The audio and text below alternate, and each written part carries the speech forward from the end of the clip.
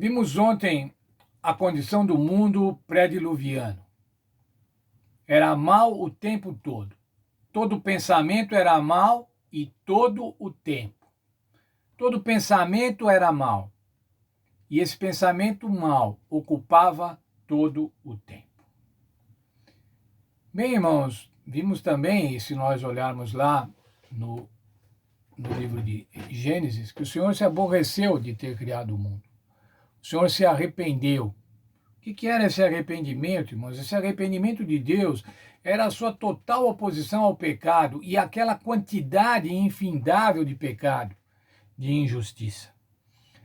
Mas dentro dessa escuridão de pecado, dessa pandemia de pecado, tem alguma coisa brilhando lá, irmãos. E veja lá o livro de Gênesis 5, Gênesis capítulo 6, verso 8. Noé, porém, achou graça aos olhos do Senhor. Mas como? Num mundo de pecado, onde todo mundo pecava, todo mundo fazia mal o tempo todo, tem um lá que apareceu, um personagem, que ele achou graça aos olhos do Senhor. Por que é que ele achou graça aos olhos do Senhor, irmãos? Por que o Senhor resolveu agraciar, dar um presente imerecido, um presente de salvação? Por que ele resolveu dar para Noé e não para outro? Primeiro, irmãos, não havia outros daquele jeito, com aquela característica, com aquele caráter. Veja lá o verso 9. São essas as gerações de Noé. Era ele homem justo e íntegro em suas gerações, e andava com Deus. 3 adjetivos, irmãos, aí. Homem justo. O que significa ser um homem justo diante de Deus, irmãos? Se nós vivemos num mundo de injustiça. Ser justo diante de Deus significa procurar viver uma vida em harmonia com Deus. Praticar a justiça social. Ser honesto. Mas vejam, irmãos, imaginem qual era a condição do meio ambiente, do círculo de amizades, do círculo social de Noé, para ele viver de acordo com a vontade de Deus, naquele mundo que só fazia mal. Precisava ser alguém especial, alguém com força, alguém com fé em Deus. E era essa a característica. Mais ainda, irmãos, o outro adjetivo que diz, ele era íntegro. Por que quer dizer quando eu digo que uma pessoa é íntegra? Ela é irrepreensível, irmãos, não há como repreendê-la. Ela é inteira, ela não está diminuída pelo pecado. Era isso que acontecia com Noé. Ele não estava diminuído pelo pecado, ele estava pleno, conforme o plano de Deus. Deus quer, irmãos, que nós sejamos íntegros. Deus quer que nós sejamos justos. Mas ainda mais, o que diz a Bíblia lá? Ele andava com Deus. Andava com Deus. Quer dizer isso, irmãos? Ele tinha comunhão com Deus, ele tinha obediência, ele tinha um relacionamento com Deus. Ele orava. Era essa a vida de Noé. Justo, íntegro e andava com Deus. Veja lá, irmãos, o testemunho do apóstolo Pedro falando acerca de Noé. Segundo Pedro, capítulo 2, verso 5.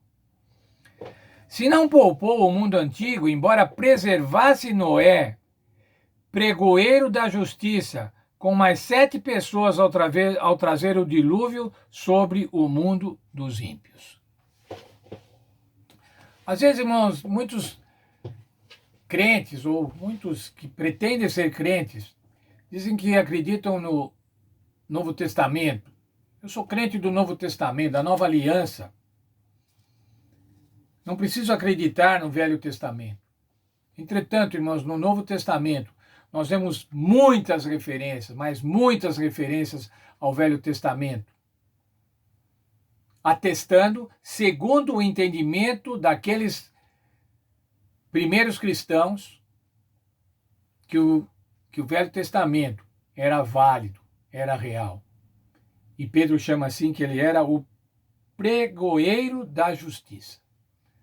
Mas será, irmãos, que Noé não tinha pecados? Claro que tinha, irmãos. A Bíblia diz que todos pecaram, não há um justo sequer. Todos pecaram e carecem da graça de Deus. Mas Noé, irmãos, procurava fazer a vontade de Deus. Noé não se deleitava no pecado, não se agradava com o pecado. E certamente, irmãos, quando ele cometia pecados, ele buscava o perdão do Senhor. A vida de Noé, irmãos, deve ser uma inspiração para nós, para cada um de nós. Nós também vivemos num mundo de pecado, irmãos. Eu não sei se piores que os de Noé, da época de Noé. Mas nós vivemos num mundo de pecado. E quando você quer ser justo, quando você quer ser íntegro, quando você quer andar com Deus, você recebe uma porção de ofensas, vamos dizer assim, de exclusões. Você é criticado às vezes na sua família, você é criticado na sua escola, no seu trabalho, porque você não vive de acordo com o mundo, assim como Noé não vivia. E eu fico pensando, irmãos, será que quando o Senhor olha para esse mundo tão escuro, ele vê alguns pontos brilhantes lá, como era Noé, e fala assim, aquele lá é o irmão Alfredo. Aquele ali é o pastor Pedro. Aquele lá é o irmão Girão. Será, irmãos, que nós podemos brilhar desse jeito? Será que nós estamos representando a Deus, fazendo a vontade de Deus? Nós podemos, irmãos, fazer isso. Somos justificados diante de Deus. Podemos ser íntegros, podemos ser justos e podemos andar com Deus. Como que nós fazemos isso, irmãos? É o Senhor Jesus que nos dá poder para isso. É o Senhor Jesus que perdoa os nossos pecados, depois nos dá poder para fazer a sua vontade. Nós, irmãos, enquanto crentes, enquanto cristãos, nós devemos brilhar nesse mundo. Veja o que o Senhor Jesus disse para cada um de nós, no livro de Mateus, no capítulo 5, lá no Sermão da Montanha, no verso 16. O Senhor disse, assim resplandeça a vossa luz diante dos homens, para que vejam as vossas boas obras e glorifiquem o vosso Pai que está nos céus. Como é que eles vão ver que nós fazemos a vontade de Deus? Como diz lá, irmãos, Jesus falou, para que vejam as vossas boas obras. Portanto, irmãos, para que os outros vejam que nós fazemos a vontade de Deus, essa tem que ser uma atitude comportamental. Não é uma atitude de um discurso teológico, mas é uma atitude de comportamento, de justiça, de integridade, de andar com Deus. E quando nós fizermos isso, irmãos, para que é que nós fazemos isso? Como diz o verso, como o Senhor Jesus falou, para que vejam as vossas boas obras. Ah, vão ver as boas obras, vão falar, olha lá como o irmão Alfredo é um fulano legal. Não é isso, irmãos. Não é para nossa glória. Mas veja lá, e glorifiquem a vosso Pai que estás nos céus. Que Deus abençoe, irmãos, a gente possa viver essa vida à semelhança de Noé. Fazer a vontade de Deus, ainda que com muitos percalços. Imaginem, construir aquela arca durante 120 anos, ouvindo as pessoas gozarem dele. Ah, esse velho tá louco. Ou falarem lá, ah, aquele fulano, mas ele é crente. E ele acredita na Bíblia. Ridicularizarem. Que Deus abençoe, irmãos, e que a gente possa viver de acordo com o plano de Deus. Andar com Deus. Para quê, irmãos?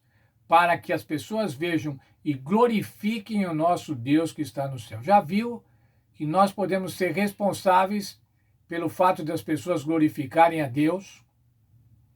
Que Deus nos abençoe e que a gente possa fazer desse jeito. E que a nossa vida, o nosso comportamento, as nossas atitudes possam fazer com que pessoas glorifiquem a Deus.